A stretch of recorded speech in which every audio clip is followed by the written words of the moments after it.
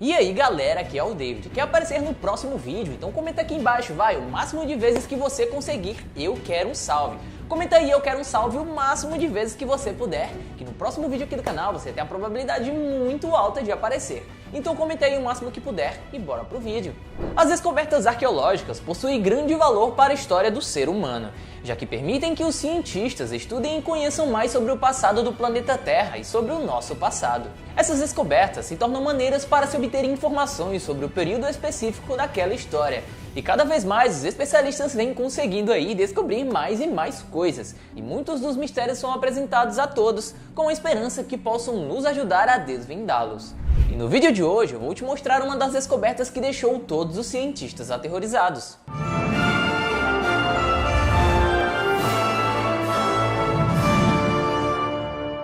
Dente de leite de 48 mil anos atrás.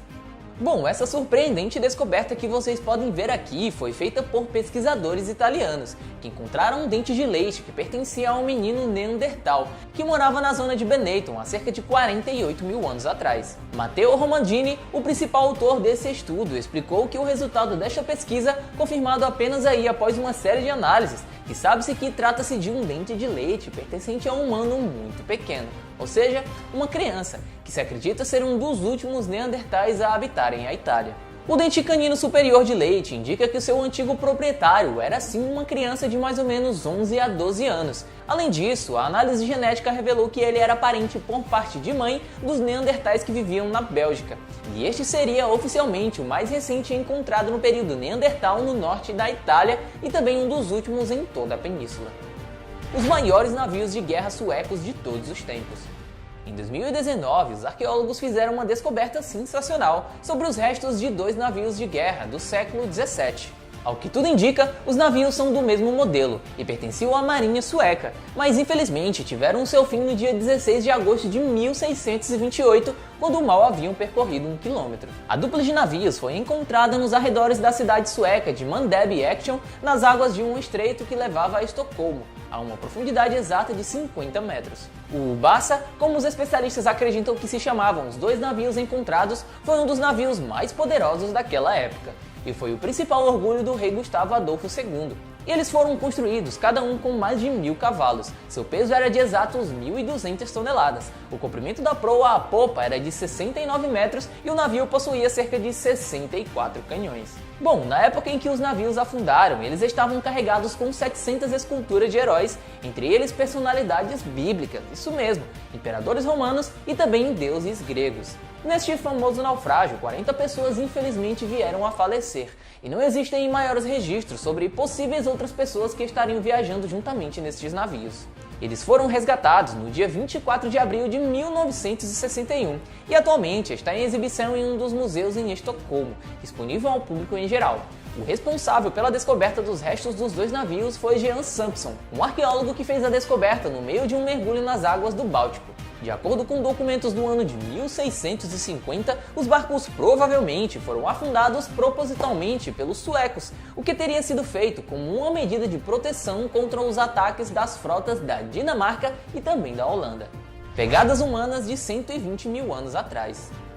Isso mesmo, você não escutou errado, esse é o registro mais antigo da presença humana que existe no planeta Terra até agora, pessoal. E uma equipe internacional de pesquisadores a descobriu nos desertos do norte da Arábia, na Península Arábica, em uma região considerada muito importante para que possamos sim entender todos os movimentos e migrações das evoluções humanas entre os diferentes continentes que existem aí no nosso planeta.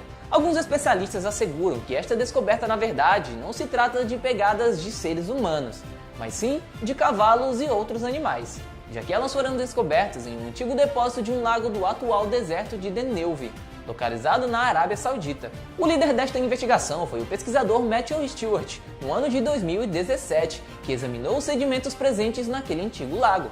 Quando o cientista fez a descoberta, pessoal, ele acreditou que os vestígios provavelmente pertenciam a algum Homo sapiens, mas análises mais detalhadas ainda estão sendo feitas para poder comprovar se isso realmente são de humanos ou de algum tipo de animal.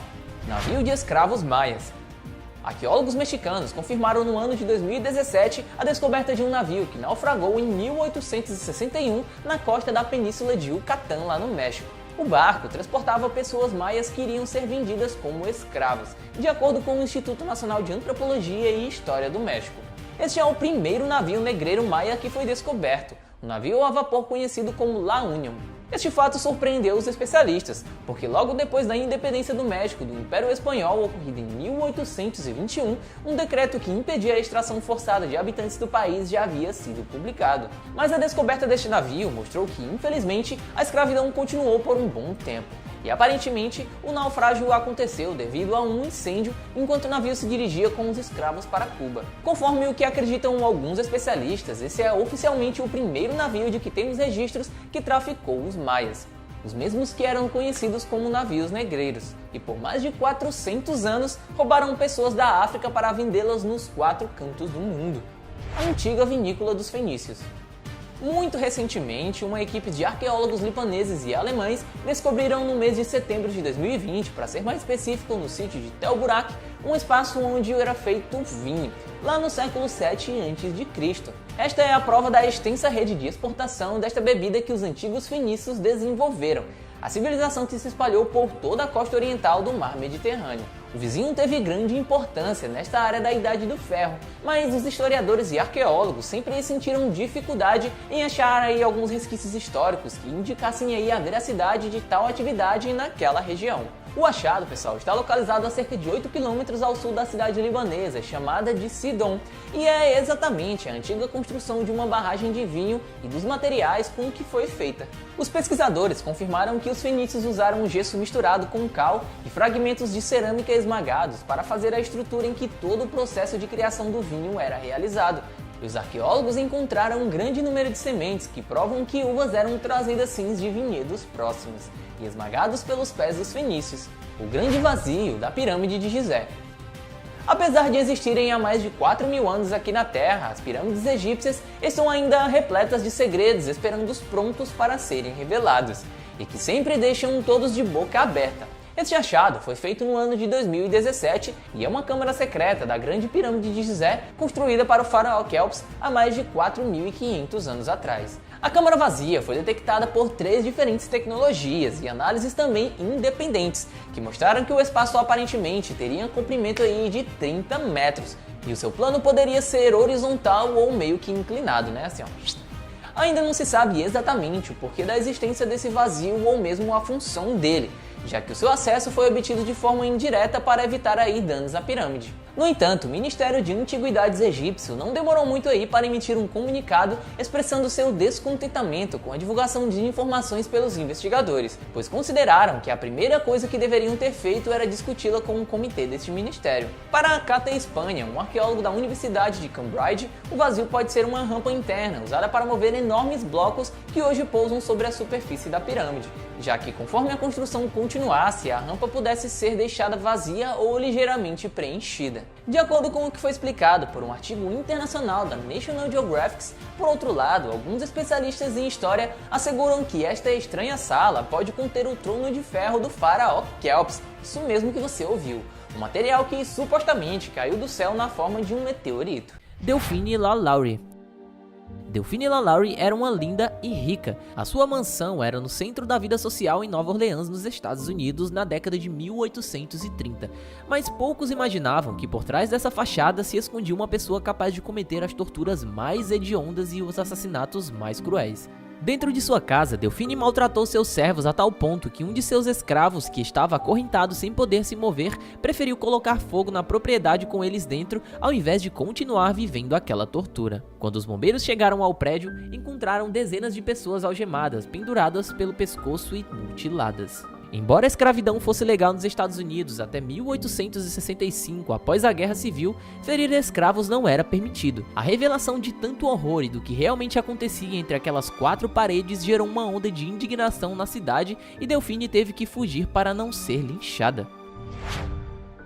Nascido no ano 13, Gaius Julius Caesar Augustus Germanicus foi proclamado como imperador dia 18 de março do ano de 37. Segundo Suetônio escreveu no século II em A Vida dos 12 Césares, era simplesmente um monstro. As comemorações pela indicação de Calígula como autoridade suprema teriam levado a Dégula de 60 mil prisioneiros em cerca de 3 meses. Mas aquilo era só o começo, tá? Roma nunca havia presenciado tamanha perdição. O imperador tratava abertamente a irmã Drúxila como a sua esposa. Servia-se também das outras irmãs, Lívila e Agripina, e as prostituía. Costumava promover banquetes e orgias que culminavam com a tortura e execução de prisioneiros. Obrigava, inclusive, as esposas dos auxiliares mais próximos a participar das festas.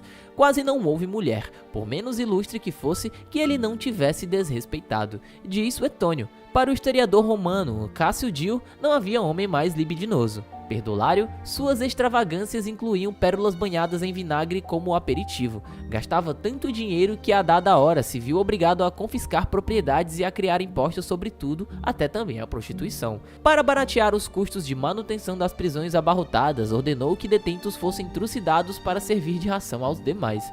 A todos esses espetáculos, o imperador assistia com deleite e queria companhia. Obrigava os familiares de condenados a testemunhar a tortura e também a execução. Uma das modalidades preferidas era jogá-los às feras nas arenas de plateia lotada. Shiruishi. Alguns anos após o fim da Primeira Guerra Mundial, o Protocolo de Genebra estabeleceu a proibição das armas químicas e biológicas em tempos de conflitos armados a partir do ano de 1925. Porém, esse tratado não foi suficiente para parar uma mente maléfica do exército do Japão, um médico chamado Shiro Ishii. Graduado pela Universidade Imperial de Kyoto e membro do corpo médico do exército japonês, Ishii decidiu dedicar a sua vida aos experimentos mais mortíferos da ciência, através de experimentos desumanos com prisioneiros de guerra. O general da unidade 731 almejava colocar o Império do Japão no topo do domínio mundial. Nascido no Japão em 1892, Shiro Ishii era o quarto filho de uma rica família produtora de saquê. Rumores diziam que o jovem japonês era dono de uma impressionante memória fotográfica, o que faz com que ele fosse considerado um gênio ainda em um estágio muito novo de sua vida. Desde cedo, Ishii demonstrou possuir muito amor pelo seu país e, portanto, decidiu juntar-se ao exército durante a sua adolescência. Com 1,82 m de altura, muito mais alto do que a média japonesa, ele era dono de habilidades físicas e de comando que lhe colocaram em destaque dentro do seu batalhão. Após descobrir sua verdadeira paixão dentro do campo da ciência, o jovem Shiro foi aceito no departamento médico da Universidade Imperial de Kyoto em 1916. Segundo relatos, ele era conhecido por guardar bactérias em placas de Petri como bichinhos de estimação e adorava sabotar outros estudantes. Em 1927, depois de ler a respeito sobre as armas biológicas, o cientista decidiu então que se tornaria o melhor do mundo em produzi-las, dando início ao seu experimento maluco. Trabalhar com ética nunca foi exatamente a especialidade de Shiro Ishii. No ano de 1928, recebeu permissão do governo japonês para ignorar o Tratado de Genebra e passar 2 anos viajando pelo mundo e adquirindo conhecimento sobre o que os outros países vinham desenvolvendo no campo de armas biológicas. A cargo da unidade 731 durante a Segunda Guerra Mundial, o japonês finalmente pôde pôr em prática os seus diversos anos de estudo. Aqui está uma lista de alguns dos experimentos maléficos do então chamado Joseph Mengele asiático. Após ser preso no fim da guerra de 1945 pelo governo americano, Ishii ganhou imunidade pelos seus crimes em troca de informações sobre os experimentos químicos. O maléfico cientista só foi ver seus últimos dias aos 67 anos de idade, depois de perder uma batalha contra o câncer de garganta. Ilse Kuller. Margaret Ilse Kuller nasceu em 1906 em Dresden, lá na Alemanha. Filha de um fazendeiro, era uma criança alegre e educada. Aos 15 anos deixou a escola para trabalhar em uma fábrica. Nos anos 1920, filiou-se ao Partido Nacional Socialista dos Trabalhadores Alemães. Para Ilse, a ideologia nazista seria uma solução para os problemas políticos e econômicos causados pela derrota da Alemanha na Primeira Guerra. Ilse conheceu o general chamado SS Karl Otto Koch por meio dos colegas do partido. Quando os dois se casaram em 1936, Ilse já trabalhava como guarda e secretária no campo de concentração, com esse nome aqui na tela, tá? Próximo a Berlim. Era nessa época só um campo de prisioneiros políticos sem a intenção de extermínio. Bem diferente seria o campo de Buchenwald, aberto em julho de 1937. Karl se tornou o primeiro comandante e fez questão de incluir a esposa nas tarefas que exercia. Usando o dinheiro e os bens materiais dos prisioneiros, Ilse passou a ostentar um estilo de vida luxuoso e ficou conhecida como a figura mais diabólica daquele local. Ilse humilhava e torturava os prisioneiros. Quando andava pelo campo, açoitava qualquer um que ousasse olhar para ela. Segundo testemunhas, Ilse sentia um prazer especial quando via crianças serem separadas dos pais e levadas para aquelas câmaras lá que vocês sabem quais são. A bruxa de Buchenwald, como ficou conhecida, logo demonstrou uma obsessão peculiar pelas tatuadas. Mandava os prisioneiros tirarem as roupas e escolhia as vítimas pelas tatuagens que tinham. Os coitados selecionados sofriam bastante, vocês já devem imaginar o que era feito com eles. E tudo isso ao vivo, assistido pela Ilse. As peles tatuadas viraram capas de livros, luvas, abajures e lustres, além de outros objetos. Ilse ficou presa até o início de 1945, quando foi inocentada. Já Carl foi condenado e executado em abril do mesmo ano. Em 30 de julho de 1945, Ilse Koch foi presa novamente e julgada por crimes de guerra. Passou 4 anos na prisão e foi solta por falta de provas conclusivas. A decisão de soltura gerou uma onda de protestos e Ilse foi presa mais uma vez em 1951, condenada então à prisão perpétua. Na prisão sofreu com transtornos psicológicos, relatou que estava sendo assombrada pelos prisioneiros que tirou a vida e também torturou. Ela conseguiu tirar a própria vida em 1º de setembro de 1967, aos 60 anos, após escrever uma carta para seu filho, na qual não demonstrava nenhum remorso por suas ações. Pois é, pessoal, esse foi mais um vídeo aqui do canal pra vocês, deu muito trabalho pra ser feito, então fortalece com aquele like, vai, é muito fácil, deixa o seu comentário pra fortalecer, se inscreve se ainda não é inscrito, e é isso, até o próximo vídeo aqui do canal Universo Curioso.